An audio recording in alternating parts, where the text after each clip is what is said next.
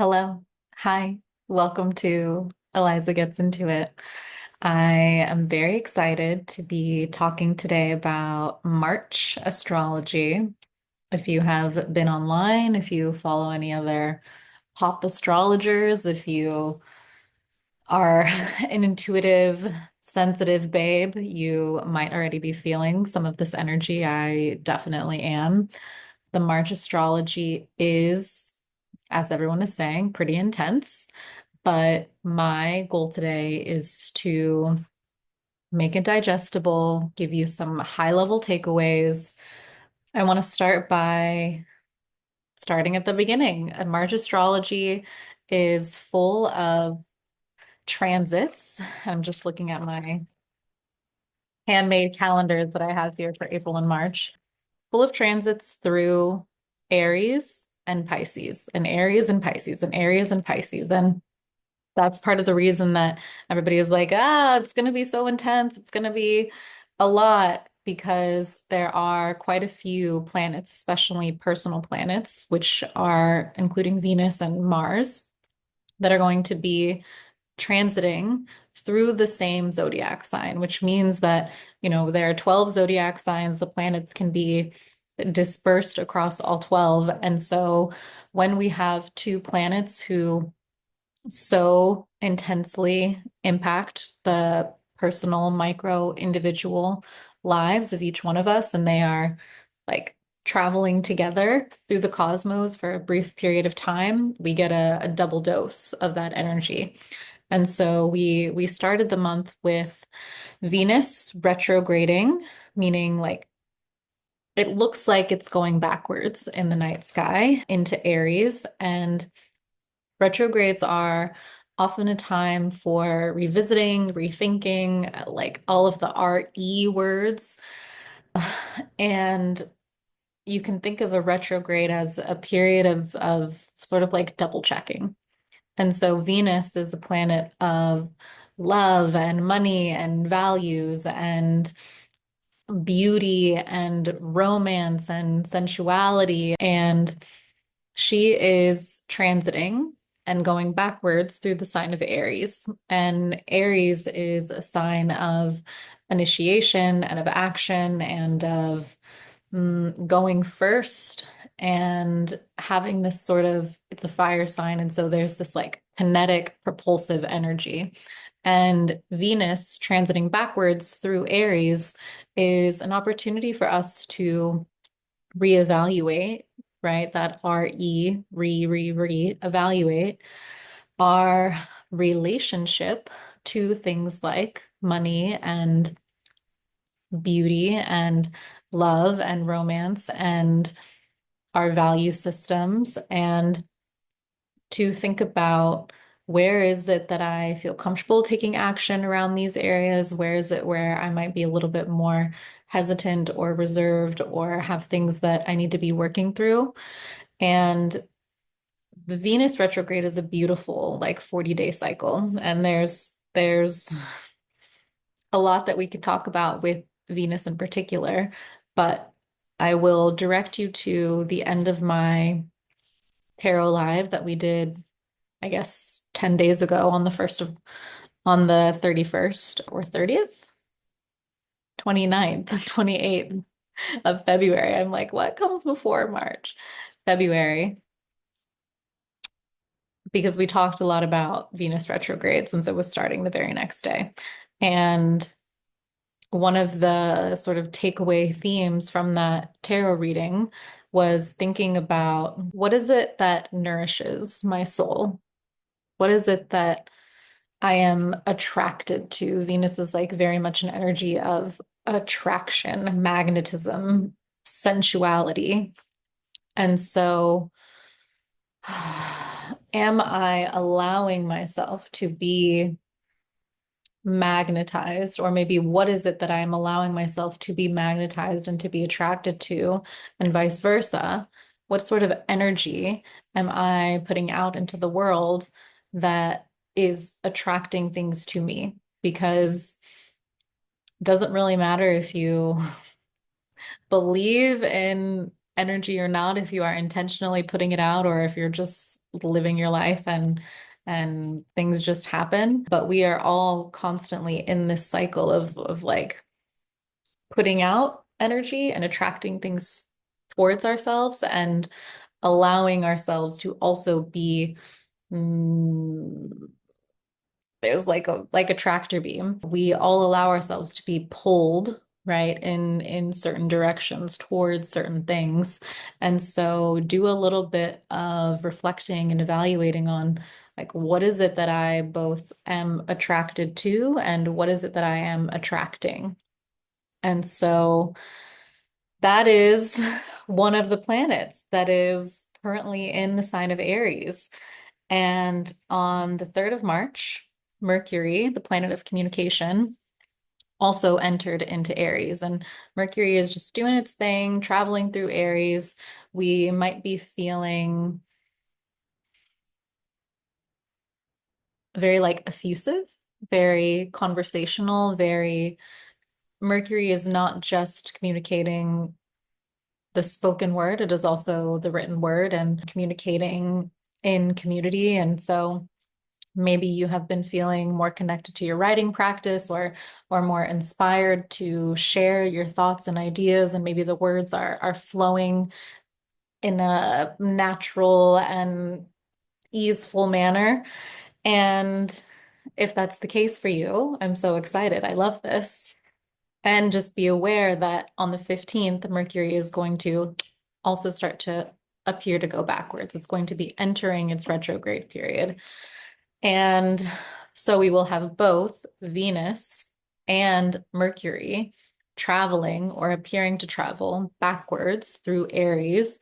And so it's a time when there's potentially some miscommunications around love, or a time to have awareness around intentionally communicating, slowing down thoughts, ideas, messages that are coming through around, and especially to the people who are like closest to us in our lives. And one little caveat that I want to throw out here is if you are like me and you were born with one of your personal planets, Mercury, Mars, Venus, in retrograde, then these retrograde periods might be like secret superpower times for you. I cannot tell you how like enlivened I have been during this Venus retrograde and how inspired and activated I have felt. It's been strange almost how like deeply connected I have felt to Venus, who was retrograde when I was born. And I like got my nails done. Which I haven't done in ages because I wanted to like intentionally practice some glamour magic. And I have a Venus altar that I created that I've been tending to every day. And it has been a really beautiful practice and something I've never made an altar to a planet before. I have altars for my ancestors and for my guides, but I don't know why I was never inspired until now. And it has been just an extremely gratifying and grounding and anchoring practice during a time when there is a lot of communication around how chaotic retrograde periods can be. And so I just want to have some awareness and have an invitation for some ritual that you can bring into these retrograde periods where you can be in close communication and in close contact with the cosmic energy that is impacting you. And it doesn't always mean that the retrograde is going to be straightforward or simple because they rarely are. I can tell you also from personal experience, the Cancer retrograde that we had that was like 6 months long, and Cancer is like barely starting to make its forward motion now. Oh, really rocked me. And so I'm certainly not promising that any retrograde periods will be easy, but they will always be for our highest good. And they will always be opportunities to sort of find the silver lining or find the thread of optimism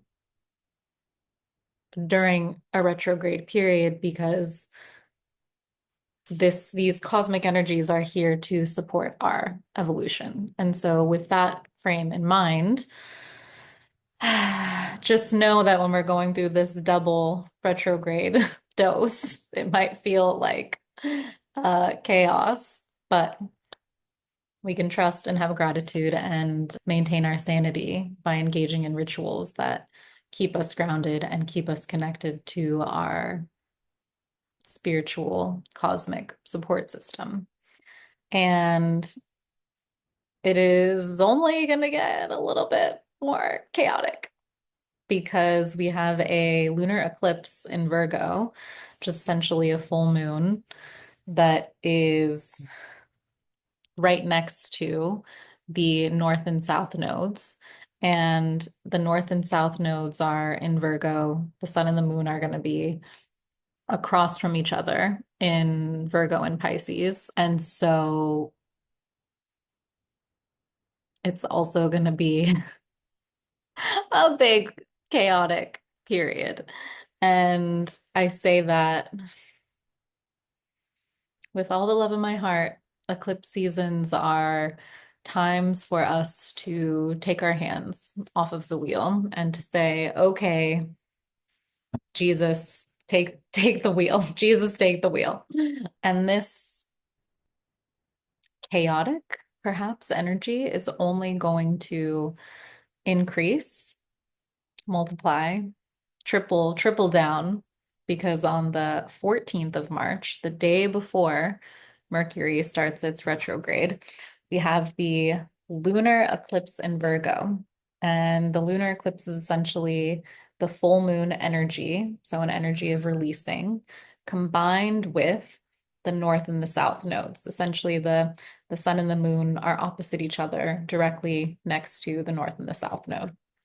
And we've talked a little bit about the North and South Node before, but they are the collective, well, the ones I'm referencing now are the collective points in the sky that we are being invited to move away from in terms of the South Node and move towards in terms of the North Node.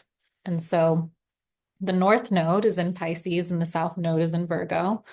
And so with this lunar eclipse, we are invited to look at the tendencies that exist in the Virgo archetype, things like needing to be perfect, things like I'm a Virgo, so sometimes I struggle to be like, what are our low points? But I know. Wanting to control, wanting to prioritize what is seen and known and sort of like tangible and tactile over what is maybe happening in the heart or in the spirit realm. And mm, yeah, prioritizing routine over ritual. And so with this lunar eclipse, it is a time to practice surrender always. Eclipse seasons are just always a time to practice surrender. We pause our like intentional manifestation practice and just say, okay, look, I've declared, I've stated, I've been explicit already about what it is that I want. And so universe, God, source, higher self, whatever organizing energy of the universe, I am now going to take a beat and check in with myself and allow you to work around me, essentially. And we have to kind of carry this energy of like being in the eye of the storm during eclipse season because there is a lot often that shifts in our exterior during an eclipse cycle. And again, this is not something to be afraid of because eclipse cycles are also always, there is always, one of my teachers, Milana Snow, says, how can I make this for my use? Any situation in life, even when things are going not the way that you would expect or like or desire. The question is not, why is this happening to me? It is, how can I make this for my use? And so it's wild because yesterday or the day before, I found this note that I had written, I guess like last eclipse season, which you can't really read. But what it says is that this was like something that I wrote when I was working my marketing job. So highly motivated to get my company, right? This astrology, breathwork, tarot, Eliza gets into it, creative practice, thriving, so that I don't have to deal with the corporate overlords any longer. Let this eclipse season be that tornado fuel. And I will tell you what, last eclipse season, I was let go from my marketing job, which is what I wanted, but was also something that was a push out of the nest for sure. And I don't know that I would have, well, I didn't have any plans to quit. I knew that I enjoyed getting a steady paycheck. I thought I was doing as best as I could, working my business on the side while maintaining a full-time job. And Spirit was just like, nope, time to fly. And so I am here now, literally on YouTube, which I don't know that I ever would have gotten on YouTube, except that I have now the time and the capacity because I don't have my 9 to 5 to be here. And so was it, would I have chosen this exact timeline, this exact path, this exact route for myself? No. But am I immensely grateful that I did lose my job and that I did need to make a decision whether or not I was going to trust and go full time in my business? Absolutely. And so that is the mentality and the perspective that I hope that you and I can take again for this next eclipse season. I'm like excited. I'm like, okay, great. What else is going to change so that I can expedite and have sort of like an exponential up level in my own life? And that is my personal expectation for eclipse season. And I don't think that there is anything wrong with you potentially taking that same little vibration. Just because things are out of our control doesn't mean that they have to be scary or intimidating or bad. And in fact, because this eclipse season is on the Virgo and Pisces axis, Pisces, where the North Node is literally the sign of surrender and oneness and trust. And I spoke about it before that this eclipse season and this Pisces season specifically have felt a lot like being in amniotic fluid, like we are uh, being held, right? And being nourished. And it is an intentional moment of pause before the astrological new year which is when Aries season kicks off on what day? The 20th of March. Before all of that happens, it's like we have one last moment of being held to get in all the last little bits and bobs that we need before we go out and make our way into the new world that we want. And so the next truly like 30 days, I would say probably until like April 12th, when everything is finishing retrograde and going direct again, maybe even like April 16th. We are, to use this amniotic fluid analogy, sort of like in the birthing canal, where there are fits and starts, fits and starts, fits and starts to our momentum, to our forward progress. And I say that because, yes, these planets are going retrograde and they actually end up back in Pisces, which means they are like back in the womb before they then return to Aries, which is where they are now. And so the high level takeaway is that this next month, month and a half, 6 weeks probably, is maybe going to feel like a little bit of squeezing in the birth canal. It's going to feel a little bit like maybe a little bit of like, I'm not ready. Maybe a little bit of like, wait, pause, hold on a second. I got comfortable in this holding pattern.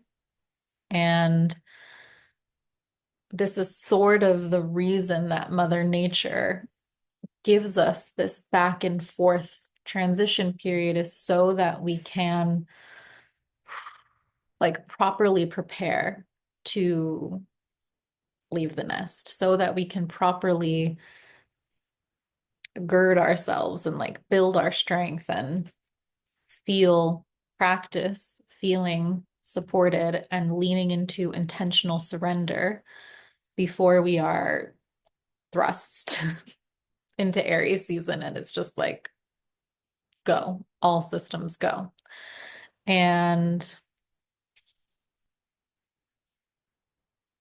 we're just going to lean into trust and lean into surrender. And if you do start feeling that forward motion and you're like, actually, I'm ready. I've been ready. I'm anxious even to get out of this liminal kind of stuckness state. I would say there's no need to rush. There's literally no need to rush. If you have the energy and you are feeling like you are in flow, then by all means, I'm not going to get in your way. But if it is your ego or your discomfort in being in the holding pattern that is making you anxious to just like leave before the cosmic soup has finished cooking, I would say just see, pause, wait. Can I be here and breathe through this? Because I know that it is helping me to get this final nourishment that I need in order to be the one who is ready to like race ahead when Aries season is in full swing.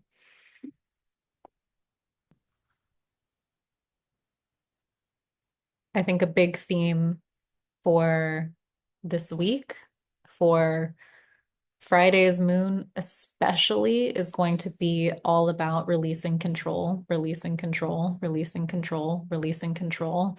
And so lean into your like literal community, those people around you who help you remember that you don't have to do it all on your own, that you're not alone, that you have love and guidance and care and both in the physical and in the metaphysical, to also connect with your spirit guides, your angels, your ancestors, maybe the planets. Maybe you also want to set up a little planetary altar that you tend to. It can feel, yeah, just so grounding to understand that while maybe we are at the mercy to some degree of the cosmic energies that impact all of us, that we are not, one, without our own agency, and two, that ultimately everything that is happening is can be made for our use. And so we can just trust that actually we're being taken care of. That's what eclipse season is. It's helping us to get into a better position for the life that we want.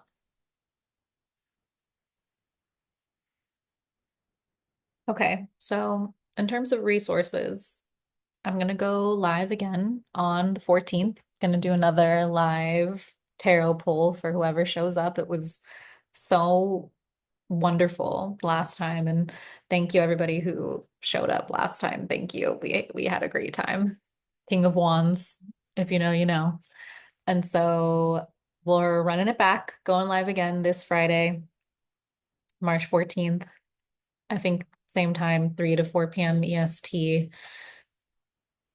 Get a free reading. Why not? And on the 18th of March, we have our next group astrology and breathwork session, which is truly like a perfect time to tap into that Piscean way of operating, which is deeply surrendered, deeply connected to the other energies that join on the call, the other people that join on the call, to remember that you are part of a greater and more connected whole, and to really just like fill up your cup and get grounded and be able to ask specific questions about eclipse season or any of these retrogrades or really any of the transits that are happening. And so I would love to have you there, March 18th, 8:30, no, 8 to 9:30 p.m. EST. I send out the recording after, which is also an amazing resource because you can revisit the breath work like as often as you need. This work absolutely goes beyond space and time. And so revisiting the breath work multiple times throughout the season, like it's something that I do a lot in my own personal practice, and I truly cannot overstate how over time the compounding effects have literally transformed my life. And so I hope that you'll join us. Okay, I love you. Do the YouTube things, the liking, the subscribing, the ringing of the bell, the commenting, the sharing. Please come on Friday for live tarot. I promise it'll be, it might be very similar energy to this. Let's be real. But also, I'm tired right now. So hopefully, I'll be less so on Friday. And surrender, beginnings and endings. It'll all be fine. And if it's not fine, it's not the end. Okay. Love you.